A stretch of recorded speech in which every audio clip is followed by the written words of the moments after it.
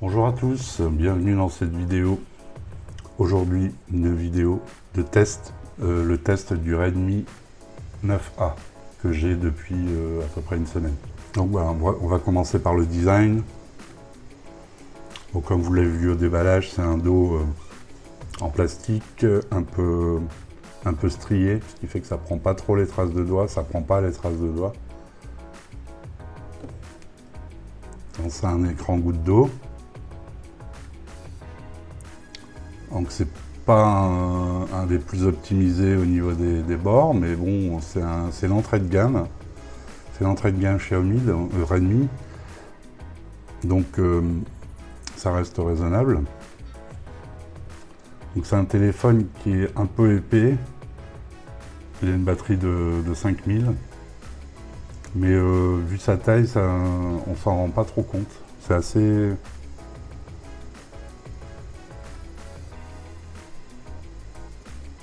C'est pas choquant. Donc voilà, pour le design, vous avez la jack, il n'y a pas d'infrarouge.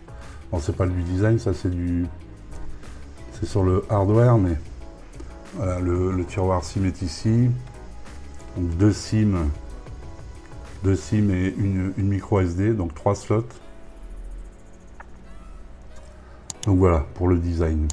Alors comme vous avez vu dans le déballage, il n'y a pas de coque fournie, donc moi j'en ai acheté une sur Amazon.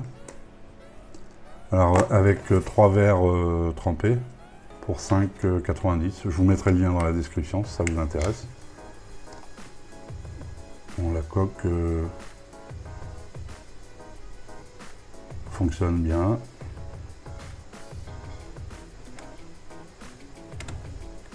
Donc, alors l'écran. L'écran c'est un 720p. Alors il fait 1600 par 720. Donc c'est un écran de 6,53 pouces. Donc en HD+. En 29e, le format 29e. 400 nits au niveau luminosité. Alors c'est vrai qu'au soleil c'est un peu juste, mais bon, c'est normal pour cette gamme de tarification. Donc l'écran, bon, les écrans Xiaomi sont bien calibrés. Hein, D'ailleurs on va se regarder quelques photos, comme je fais d'habitude.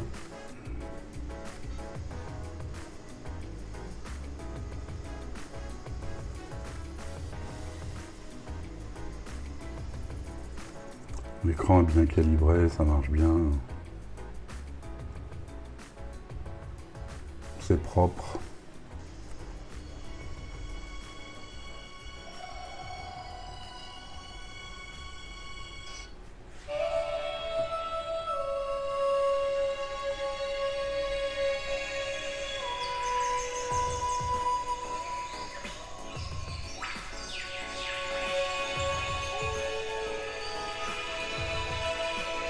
Donc voilà, on va pas faire des plombes là-dessus, l'écran est très correct, c'est un téléphone d'entrée de gamme qui est bien spéqué, moi je l'ai acheté, je l'ai dit au déballage, je crois, moi je l'ai acheté sur Banggood à 80 €. Vous avez tout ce qu'il faut, vous n'avez pas d'NFC, vous n'avez pas d'infrarouge. Bon, l'infrarouge et le NFC, c'est pas forcément indispensable. Alors on va passer au hardware. Le hardware, donc c'est un 2 Go de RAM, 32 Go de ROM. C'est de la DDR4. 32 Go de ROM au total. Vous pouvez mettre une carte mémoire. Le processeur, c'est un MediaTek, le G25. Le Helio G25, c'est une nouvelle série chez MediaTek. Alors le GPU, c'est un PowerVR GE 8320 qui tourne à 650 MHz. C'est de la mémoire en eMMC 5.1, c'est pas de l'UFS. Bon, c'est l'entrée de gamme, donc c'est un peu normal. Donc la batterie c'est une 5000, je vous l'ai dit, c'est un chargeur 10 watts qui est fourni, je crois que dans le déballage j'avais dit 18 watts, mais non. C'est un chargeur 10 watts et J'ai testé qu'un chargeur plus gros, il n'y a pas de charge rapide. On va passer au software. Bon, là, il y a un gros morceau parce que c'est MIUI 12. Bon, je ne vais pas vous détailler complètement MIUI 12. Je vais vous montrer les grandes lignes. Voilà, vous avez un nouveau centre de notification qui est bien plus joli. Alors, pour accéder au centre de notification, il faut baisser ici à droite. Et pour accéder aux notifications, c'est ici à gauche. Donc, au début, c'est un peu perturbant parce qu'on avait l'habitude d'avoir tout. Mais quand on s'habitue, ça peut être bien, puisque vraiment les trucs séparés, quoi. Enfin, les notifications qui sont à part, et on n'est pas obligé d'ouvrir. Et du coup, on a plus de place pour visualiser si vous avez beaucoup de notifications. Alors, la ROM est adaptée au processeur. Hein. Vous n'avez pas, par exemple, les fonds d'écran, les super wallpapers, vous pouvez pas les mettre, je vais y arriver, vous pouvez pas les mettre dessus. Ça consommerait trop de RAM. C'est relativement fluide, hein. Je ne vais pas dire que c'est aussi fluide qu'un autre téléphone, mais c'est relativement fluide. Après, bon, ça dépend de tout ce que vous avez en tâche de fond, quoi. Vous pouvez passer les appels Wi-Fi, si votre opérateur vous le permet. Donc vous voyez ici, c'est la VoLTE. Voilà, ça coupe, ça enlève le... Voilà, ça enlève l'icône. Après, sinon, le menu principal, il n'y a pas de grand changement. J'ai eu une mise à jour depuis que je l'ai reçue. Je vous la mettrai en incrustation si ça vous intéresse. Bon, c'est principalement pour fixer des bugs. Donc, on va passer à la connectivité. Donc, connectivité, vous avez du micro USB au connecteur de charge, transfert de fichiers. Vous avez une prise jack, donc 2 SIM, une carte SD, ça je l'avais dit. Vous avez une Volt, hein, je vous ai montré tout à l'heure. Vous avez du Wi-Fi 4, donc pas de AC, juste 2,4. Du Bluetooth 5 par contre, vous avez du Bluetooth 5 quand même. Donc le GPS, je l'ai testé, ça fonctionne très bien, aussi bien que les autres Xiaomi.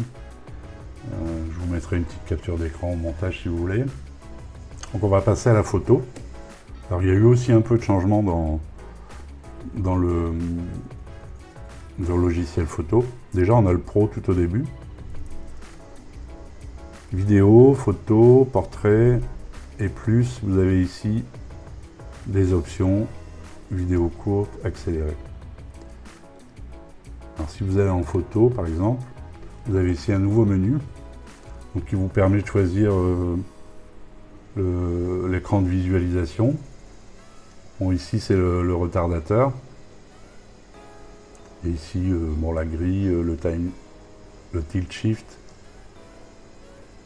Et ici, les paramètres.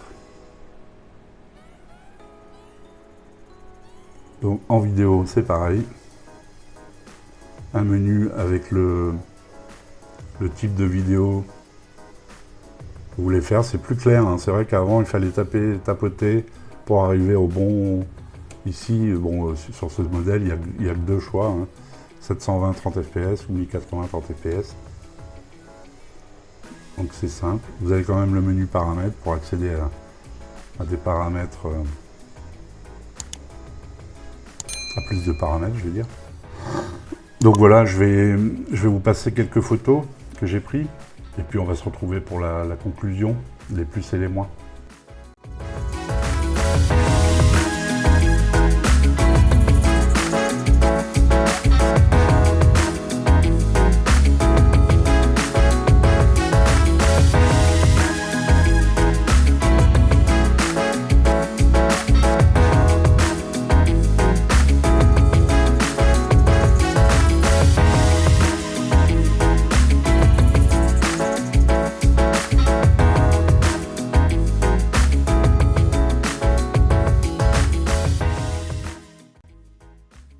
Alors vidéo en 1080, le scoop, pas l'impression qu'il y ait de stabilisation.